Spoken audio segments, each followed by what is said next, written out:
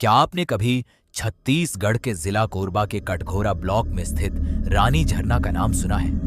दिन में यह जगह जितनी खूबसूरत दिखाई देती है, शाम ढलते ही उतनी ही रहस्यमयी हो जाती है। स्थानीय लोग कहते हैं कि इस जंगल में रात के समय किसी अनजान आवाज का पीछा करने वाला अक्सर रास्ता भटक जाता है। आज मैं आपको एक ऐसी परिवार की कहानी सुनाने जा रहा हूं जो सिर्फ घूमने आया था, लेकिन उस रात उनके साथ जो हुआ उसने उनकी जिंदगी हमेशा के लिए बदल दी। आखिर रानी झरना के जंगल में ऐसा क्या छिपा है, आइए जानते हैं। बरसात का मौसम था। रविवार की छुट्टी होने के कारण राकेश अपनी पत्नी सीमा और 10 साल की बेटी रिया के साथ घूमने के लिए रानी झरना पहुंचा। सुबह का समय था। पहाड़ों से गिरता पानी, ठंडी हवा और चारों ओर हरियाली देखकर पूरा परिवार बहुत खुश था। उन्होंने कई तस्वीरें खींची और झरने के पास बैठकर खाना भी खाया। घूमते घूमते उन्हें एक बुजुर्ग वन रक्षक मिले। उन्होंने मुस्कुराते हुए कहा, बेटा, शाम होने से पहले यहां से निकल जाना। जंगल रात में वैसा नहीं रहता जैसा दिन में दिखाई देता है। राकेश ने मुस्कुराकर धन्यवाद कहा, लेकिन उसने उस बात को गंभीरता से नहीं लिया। शाम के करीब 6 बजे मौसम अचानक बदल गया। घने काले बादल छा गए और तेज बारिश शुरू हो गई। बारिश से बचने के लिए परिवार जंगल के अंदर बनी एक पुरानी पत्थर की छतरी में जाकर रुक गया। बारिश रुकने के बाद जब वे वापस लौटने लगे तो उन्हें एहसास हुआ कि जिस रास्ते से वे आए थे वह रास्ता अब दिखाई ही नहीं दे रहा था। चारों तरफ सिर्फ घना जंगल। राकेश ने मोबाइल निकाला। नेटवर्क पूरी तरह गायब था। तभी उनकी बेटी रिया अचानक बोली, पापा, वो आंटी हमें क्यों देख रही हैं? राकेश और सीमा ने तुरंत उस दिशा में देखा। दूर झरने के किनारे सफेद कपड़ों में कोई खड़ा था, लेकिन अगले ही पल वह आकृति गायब हो गई। सीमा घबरा गई। उसने कहा, चलो यहां से जल्दी निकलते हैं। वे तेजी से आगे बढ़ने लगे, लेकिन 10 मिनट चलने के बाद वे फिर उसी झरने के सामने खड़े थे। राकेश को लगा शायद वे गलत दिशा में चले गए। उन्होंने दूसरी दिशा पकड़ी। 20 मिनट बाद फिर वही झरना।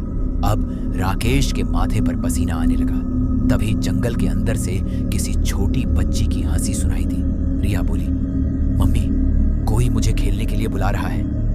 यह सुनकर सीमा ने तुरंत रिया का हाथ कसकर पकड़ लिया। अचानक तेज हवा चली और रिया का लाल रिबन उड़कर जंगल की तरफ चला गया। रिया उसे पकड़ने के लिए भागी, लेकिन कुछ ही सेकंड में वह सबकी आंखों से ओझल हो गई।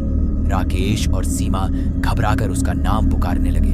पूरा जंगल उनकी आवाज लौटाकर गूंजा, लेकिन रिया का कोई जवाब नहीं आया। करीब 5 मिनट बाद उन्हें झरने के पास एक पत्थर पर रिया का लाल रिबन रखा मिला, लेकिन रिया वहां नहीं थी।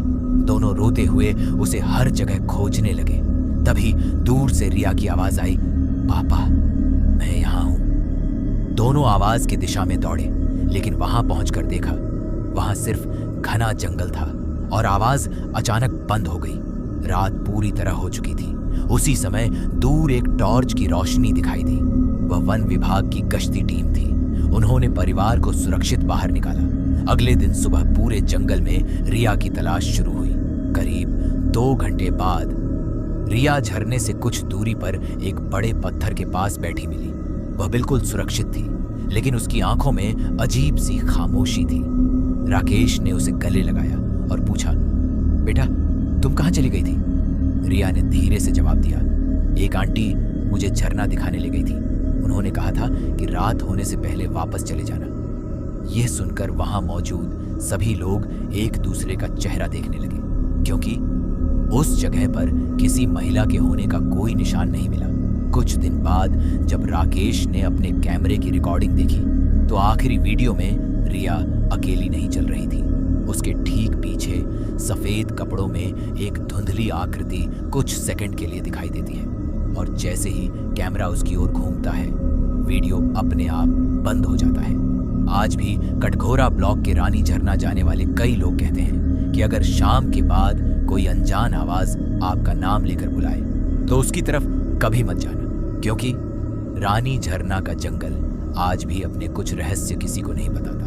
अगर आपको यह डरावनी कहानी पसंद आई हो तो वीडियो को लाइक करें, शेयर करें और हमारे चैनल को जरूर सब्सक्राइब करें। ऐसी ही रहस्यमयी और सच्ची घटनाओं से प्रेरित डरावनी कहानियों के लिए हमारे साथ जुड़े रहिए। धन्यवाद।